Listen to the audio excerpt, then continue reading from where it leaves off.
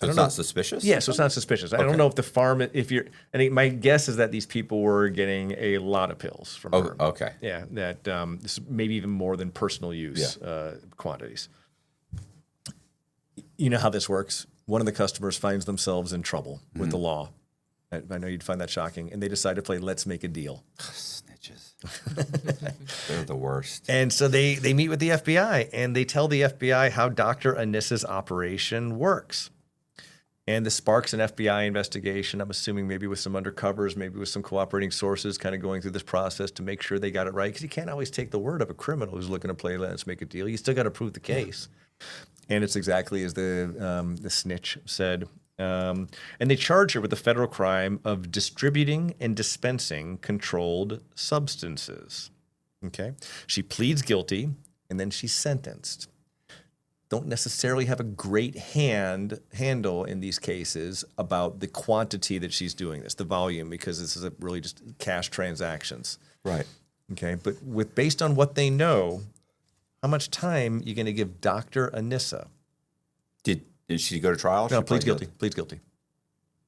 3 years seems to be like 36 months seems to be what a lot of these guys, if they'll just plead guilty, they give them like 3 years. Mm-hmm. Does she get to be a doctor anymore? Most of the time they can get their license back, especially if it has to do with like overbilling, no problem. You overbilled, that was not a medical thing. And then this, in this case, I don't know if she'd have to wait and go and explain, like, try go in front of a board and explain, I've done my time, I did my probation, I know what I did was, and a lot of times they'll kind of tell them like, well, you can't get your DEA license back, right? Okay. Like, because you can't prescribe. Well, you'll never be able to prescribe. I can see her being a talk therapy kind of psychologist, but I wouldn't give her a prescription pad ever again. No, there's different types of prescription pads. Oh, really? Yeah. So like you'll never prescribe painkillers again.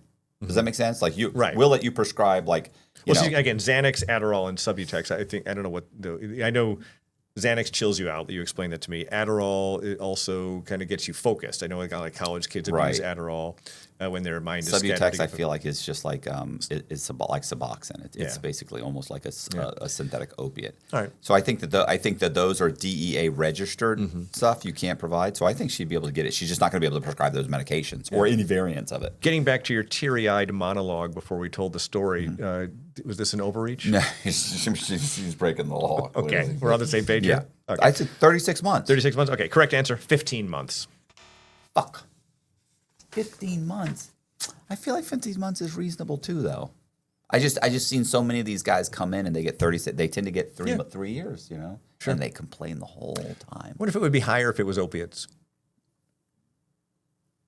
Yeah, it wasn't opiates, was it? If it had been on, even taking that into consideration, I don't think that would have changed my mind. But yeah. Yeah, interesting. So that's 10 of the 12 questions I have prepared today. Colby, where's the score? 4 of 10. So you need to get 2 of 2 or hit one right on the head. All right. So. Okay, good. We got 2 more stories, and you got to do well, okay? I'm rooting for you. Okay? You need a victory. Unfortunately, this next story is one of those really unpleasant ones that if there are any viewers who are in the car with their kids or don't want to hear about bad things happening to kids, just forward a little bit, maybe 6 minutes or so. But otherwise, consider yourself warned. This isn't on Matt's shoulders anymore. Now, the FBI runs undercover operations to try to catch people who harm children. And when I was on the white-collar crime squad in Jacksonville, just coincidentally, the Crimes Against Children squad was like our next-door neighbors and sort of the cubicle farm of the FBI. Mm-hmm. And so just by sheer proximity, I got to see what they were doing. And I always felt that the work that they did was probably the most important work the FBI was doing. It was nothing that I had an aptitude for or even a really desire to work full-time. But and someone needs to do the fraud cases as well. But I would look at them and just really, really admire the work they did. And they did a lot of undercover cases very similar to this one. They had an undercover agent who was scouring an online platform where child abuse materials are routinely bought, sold, and traded. And he meets a woman online who was using the username Sasha. That's all they had on her at the time.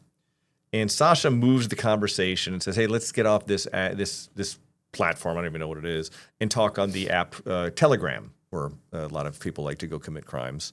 And the two begin texting on Telegram. Sasha says that she's the mother of a 6-year-old girl and wanted to sell the undercover agent sexually explicit photos of her own daughter.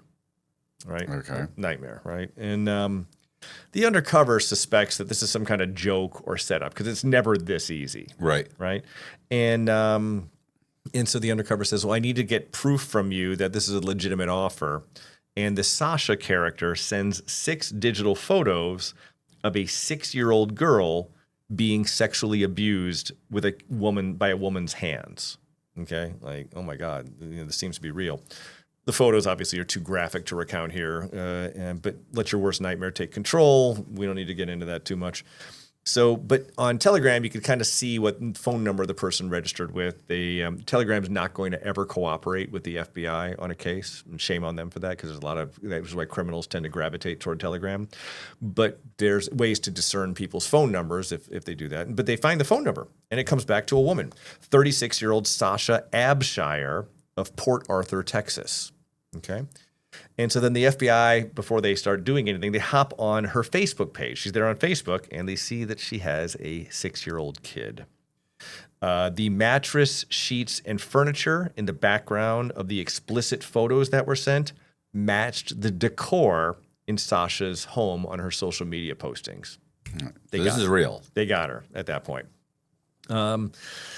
The FBI and the police arrive at her house, and they meet Sasha Abshire, the mother of a 6-year-old girl. And in a search of the house reveals the digital and other evidence sealing her fate. It's exactly what it appeared to be. And they interrogated her, and she confessed to the agents that this is something she's been doing to try to make money. Her daughter's taken away by Child Protective Services. Sasha is placed under arrest for exploiting children. She pled guilty. And what kind of sentence are you going to give to this mother of the year, Matt Cox? Her own daughter. I know.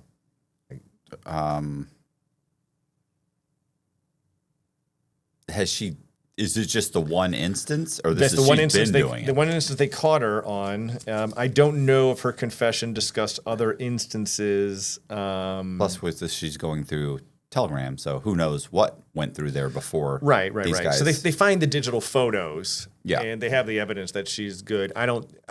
There's no indication in any of the documents that I saw that she's being charged with anything more than this instance with the undercover, and the fact. But I guess the sample photos she sent were plenty graphic. It says she pleaded guilty to production of CP. Well, that's what. That's Yeah. the difference. Yeah, so she's not trading someone else's picture; she's producing it. That's a serious charge. It's a That's serious like charge. That's like 20 years. I think that's 15 to 20 years. I'd say 20 years.